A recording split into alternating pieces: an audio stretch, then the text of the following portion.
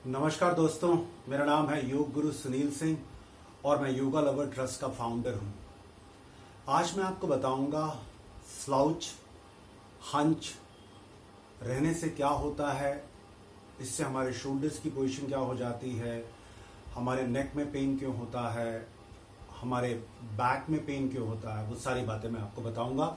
और कैसे हम योगाभ्यास के माध्यम से हंच और स्लाउच की जो प्रॉब्लम है इसको हम दूर कर सकते हैं, यानी आगे की ओर झुकना या पीछे कुबड़ापन स्लाउच या हंच कहलाता है। इनके कारणों में सबसे पहले जब हम कंप्यूटर या लैपटॉप पे काम करते हैं, निरंतर झुककर काम करते हैं, मोबाइल पे काम करते हैं तो भी हम निरंतर झुक के काम करते हैं, लिखना पढ़ना चलना उठना बैठना, हम धीरे धीरे आगे की ओर झुकना शुरू हो जाते हैं।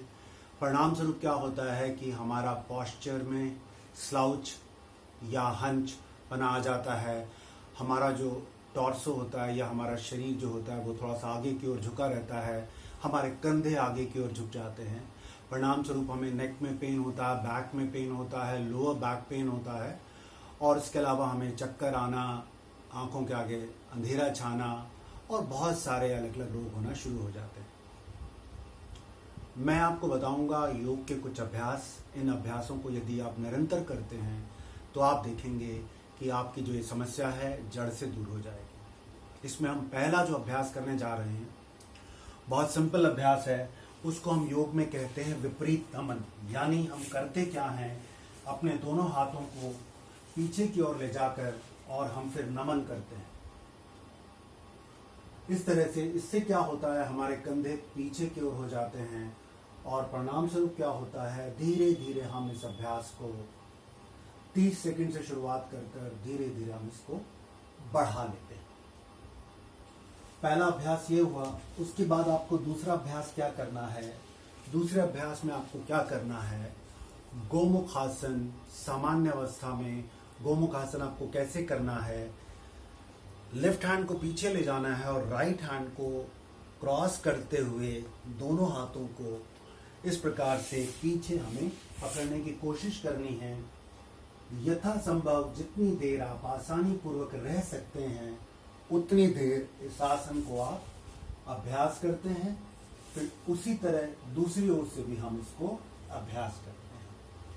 दोनों ओर से हम कोशिश करेंगे, 30-30 सेकंड से शुरुआत करेंगे और धीरे धीरे 1-1 मिनट तक ले जाएंगे। ये दोनों आसन योग की जो एक क्रियाएं हैं, छोटी छोटी क्रियाएं हैं, इनको आपको शुरुआत करनी है। उसके बाद मैं अब आपको योग के अभ्यास बताने जा रहा हूं। सबसे पहला योग का जो अभ्यास होता है वो कहलाता है पपी पोज। यानी इसमें आपको करना क्या होता है, ये देख लीजिए।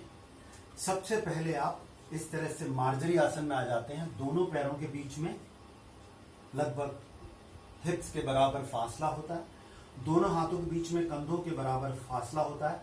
उसके बाद हम धीरे धीरे अपने हाथों को आगे की ओर लेके जाते हैं और उसके बाद अपने चिन को जमीन पे लगाने की कोशिश करते हैं।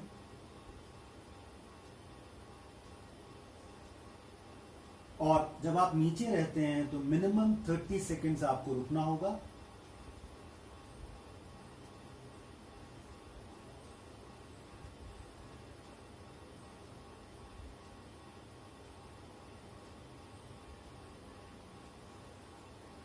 उसके बाद आप वापस आएंगे।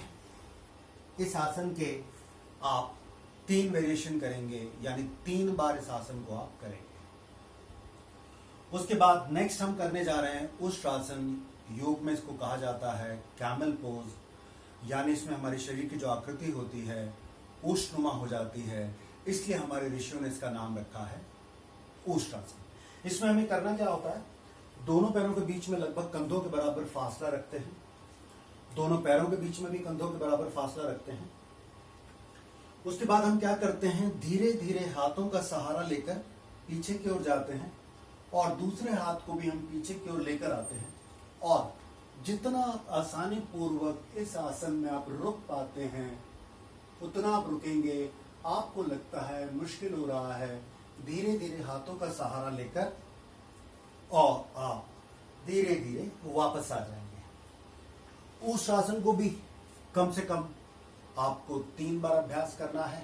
पहली अवस्था में आपको 15 सेकंड रुकना है, फिर उसके बाद 20 सेकंड, फिर 30 सेकंड। उसके बाद अगला अभ्यास मैं आपको बताने जा रहा हूं, वो योग में कहलाता है मार्जरी आसन, यानी कैट पोज। इसमें हमें करना क्या होता है, दोनों हाथों के बीच में कंधों के बराबर फासला होता है, दोनों पैरों के बीच में हिप्स विड्थ फासला होता है, और हम लंबा गहरा सांस भरते हैं और अपने गर्दन को पीछे की ओर मोड़ते हैं, और हमारी जो वेस्ट होती है अंदर की ओर आती है और हमारी हिप्स बाहर की ओर निकलती है। और हमने इस अवस्था में हम 15 से लेकर 20 सेकंड रुकते हैं। ब्रीदिंग नॉर्मल होती है। और उसके बाद इसका जो दूसरा वेरिएशन होता है उसमें हम क्या करते हैं, अपनी गर्दन को नीचे की ओर झुकाते हैं और अपने कंधे को जैसे बिल्ली ऊपर की ओर खींचती है उस तरह से खींचते हैं और नीचे अपनी थाइस को देखते हैं और कुछ देर रुकते हैं और पुनः वापस आते हैं। ये दोनों वेरिएशन को भी हमें 3-3 बार अभ्यास करना है।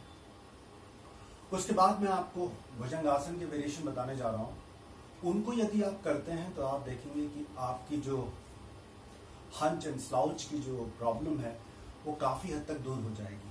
इसमें हमने करना क्या है, पहले वेरिएशन में हमने क्या करना है, हमारे दोनों पैर पीछे मिले रहेंगे और हमारे दोनों हाथ इस पैरेलल इस तरह से सामने कंधों के बराबर सामने रहेंगे और हम अपने हाथों पर प्रेशर डालकर, एल्बोज हमारी मुड़ी रहेंगी, हाथों पर प्रेशर डालकर बिना गर्दन को मोड़े हुए हम नीचे की ओर देखते रहेंगे। ब्रीदिंग नॉर्मल होगा।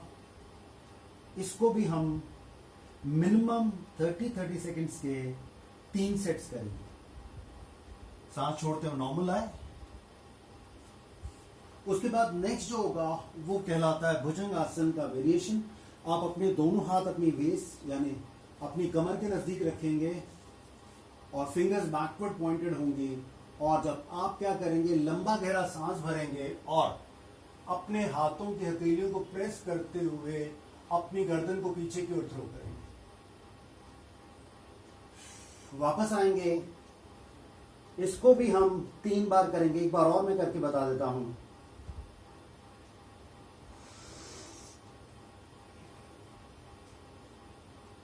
देख लीजिए। और हम धीरे धीरे वापस आ जाएंगे।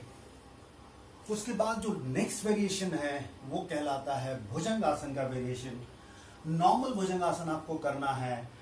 आपने क्या करना है, दोनों हाथ हमारे कंधों के बराबर आ जाएंगे, दोनों पैर पीछे मिले होंगे और लंबा गहरा सांस भरते हुए भुजंग आसन का अभ्यास करें।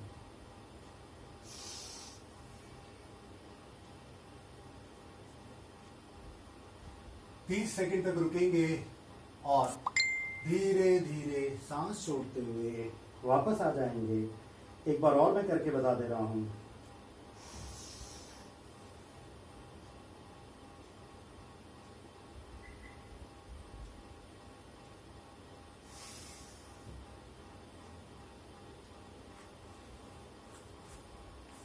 तो ये जो आपने सारे अभ्यास देखे, इन अभ्यासों को यदि आप निरंतर रोज 10 मिनट अभ्यास करते हैं तो आप देखेंगे धीरे धीरे जो आपकी हंच और स्लाउच की प्रॉब्लम है वो दूर हो जाएगी।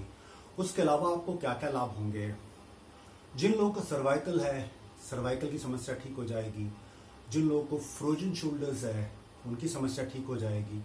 जिनको लोअर बैक और मिडिल बैक में पेन होता है उनकी भी वो समस्या दूर हो जाएगी। तो ये मैंने कम समय में प्रयास किया। आपको ऐसे आसन या योग की क्रियाएं यदि आप उनको निरंतर करते हैं तो आप अपने स्लाउच या हंच, कुबड़ापन या आगे की ओर झुकने वाली जो आपकी हैबिट है उससे आप मुक्ति पाएंगे। धन्यवाद। नमस्कार।